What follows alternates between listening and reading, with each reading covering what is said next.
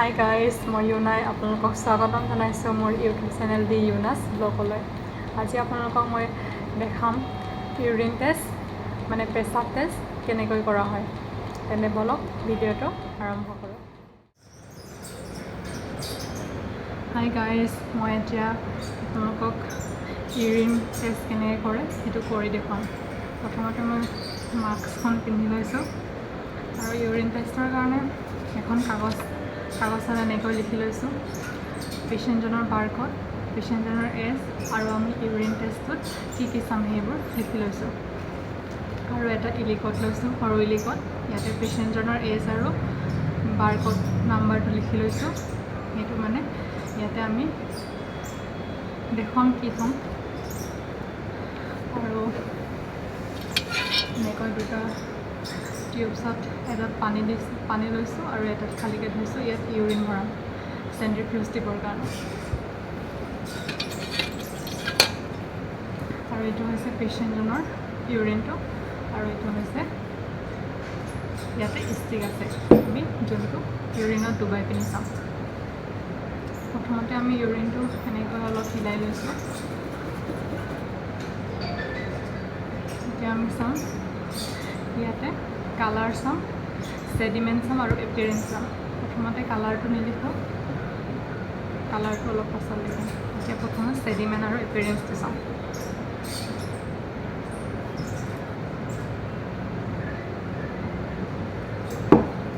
Appearance আৰু কালাৰটো clear আছে, ছেডিমেণ্ট আৰু এপিয়াৰেঞ্চটো কালাৰটো অলপ পাছত লিখিম। ছেডিমেণ্ট যদি মানে নাথাকে তেতিয়াহ'লে এবচেণ্ট লিখিব লাগে, আৰু এপিয়াৰেঞ্চটো যদি নাথাকে তেতিয়া ক্লিয়াৰ লিখিব লাগে। যদি থাকে SSG এপিয়াৰেঞ্চটো আৰু ছেডিমেণ্টটো প্ৰেজেণ্ট। এতিয়া আমি ইয়াতে ষ্টিকডাল ডুবাই চাম। এইডাল হৈছে ষ্টিক, ইয়াতে বেলেগ বেলেগ কালাৰ আছে। এই কালাৰটোৰ মতে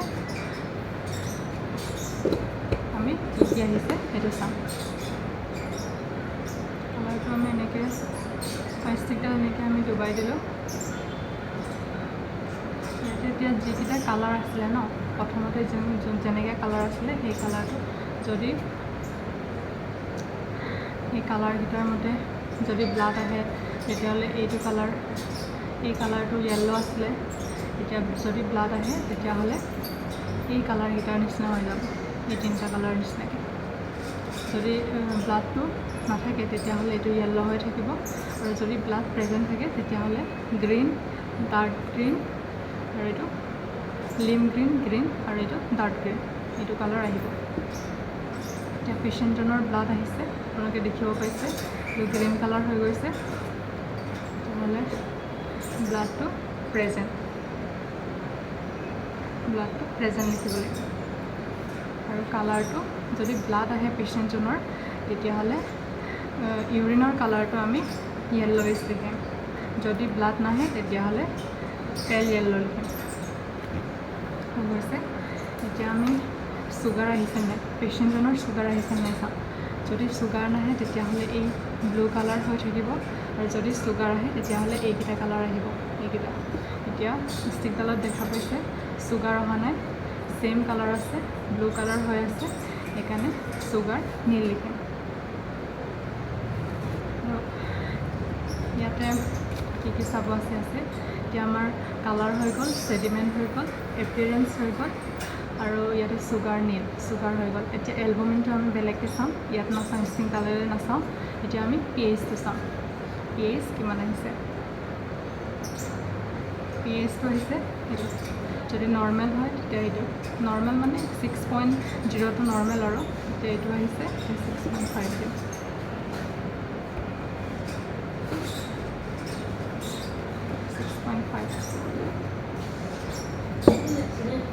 কালাৰ লাগে। এতিয়া আমি চাম SG।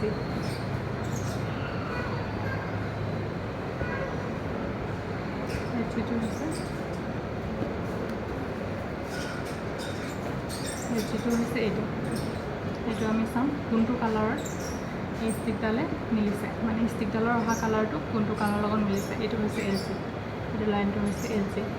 ইয়াতে মিলিছে 1.015 এইটো হৈছে নৰ্মেল 1.015 আৰু এতিয়া আমি চাওঁ ইয়াতে হৈছে BSBP ইয়াতে হৈছে হিষ্টিকেলত BSBPটো হৈছে এই ছেকেণ্ডটো আৰু ইয়াতে ছেকেণ্ডটো ইয়াতে এই কালাৰটো হৈছে তেতিয়াহ'লে BSBP নেগেটিভ আৰু এই কালাৰকেইটা থাকিলে মানে BSBP পজিটিভ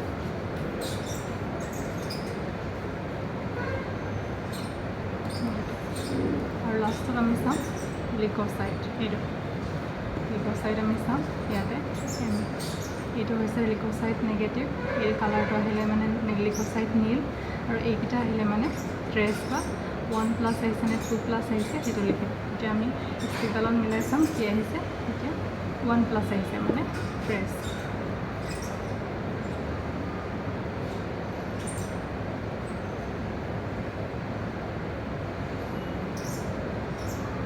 লিক'চাইট প্ৰেজেণ্ট এতিয়া আমি এলবুমিনটো চাম ইয়াতে হিষ্টিকেলে এলবুমিনটো নাচায় এলবুমিনটো আমি এক্সট্ৰাকৈ চাব লাগিব এলবুমিনটোৰ কাৰণে আমি প্ৰথমতে দুটা টিউবছ লৈছিলোঁ নহয় সেই টিউবছ দুটাটো এটাতো আমি পানী ভৰাই লৈছিলোঁ আৰু এটাটো এতিয়া ইউৰিন ভৰাই ল'ম এতিয়া ষ্টিকডালৰ কাম নাই এই ষ্টিকডাল আমি পেলাই দিম ষ্টিকডালৰ চোৱা হৈ গ'ল আমি ইয়াতে এটা টিউবছত পানী লৈছোঁ আৰু সম পৰিমাণৰ এটা টিউবছত ইউৰিন ল'ম আমি এতিয়া কি কৰিম চেণ্ট্ৰিফিউজ দি দিছোঁ এইটো হৈছে চেণ্ট্ৰিফিউজ মেচিন আৰু এতিয়া টিউবছ দুটা চেণ্ট্ৰিফিউজ দিম এটা টিউবছত মই বাৰকড নাম্বাৰ লাষ্টৰ দুটা নাম্বাৰ লিখি দিছোঁ চিনি পাবৰ কাৰণে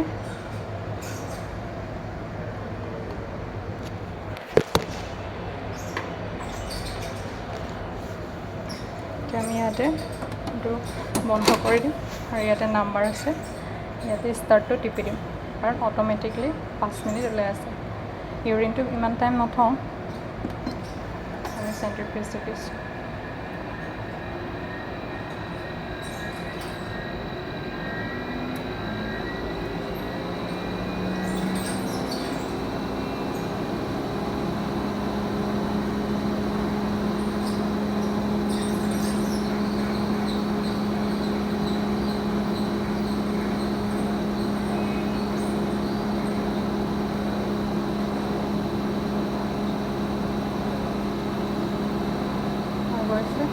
বেছি টাইম নাৰাখোঁ ইউৰিনটো বেছি টাইম চেণ্ট্ৰিফিউজত নাৰাখিলেও হৈ যায় চ' আমি এতিয়া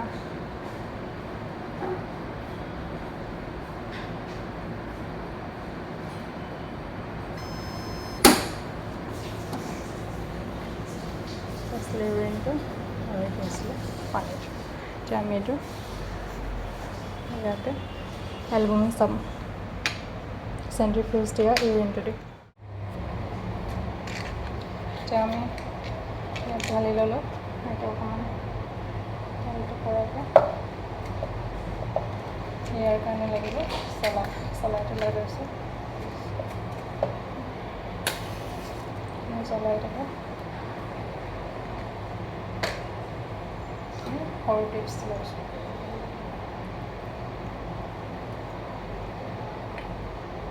ইউৰিনটো এইটো আছিলে ইউৰিনটো চেণ্ট্ৰিফিউজ দিয়া ইউৰিনটো আমি ইয়াতে এতিয়া ঢালি দিম আৰু যিখিনি তলত থাকি গৈছে অলপ কম পৰিমাণৰ মানে বহুত কম আৰু যিখিনি থাকি গৈছে সেইটো আমি অলপ আগতে ইলিকল এটা লৈছিলোঁ সেই ইলিকলটোত ভৰাই দিম আৰু এইটো ডক্টৰৰ ওচৰত পঠিয়াই দিম ডক্টৰে চাব এতিয়া আমি এইটো গৰম কৰিম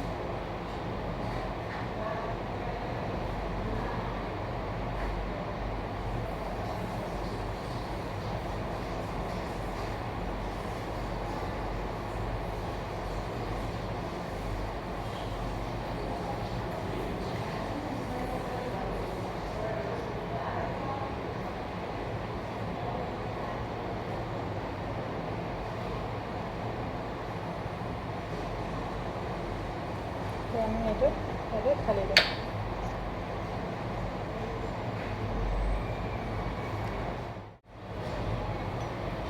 ইয়াৰ পৰা আমি 3 ড্ৰপ লৈ পিনে ইয়াৰ পৰা এনেকৈ 3 ড্ৰপ ইয়াতে ঢালি দিম আৰু এইটো চাম কি ওলাইছে ধোঁৱা ওলাইছে নেকি। যদি ধোঁৱা ওলায় তেতিয়াহ'লে এলবুমিনটো ট্ৰেছ হ'ব, আৰু যদি বেছিকৈ ওলায় তেতিয়া 2+, 3+ এনেকৈ হ'ব। আৰু এতিয়া একো ধোঁৱা ওলোৱা নাই, চাব পাৰে এতিয়া এলবুমিনটো নীল।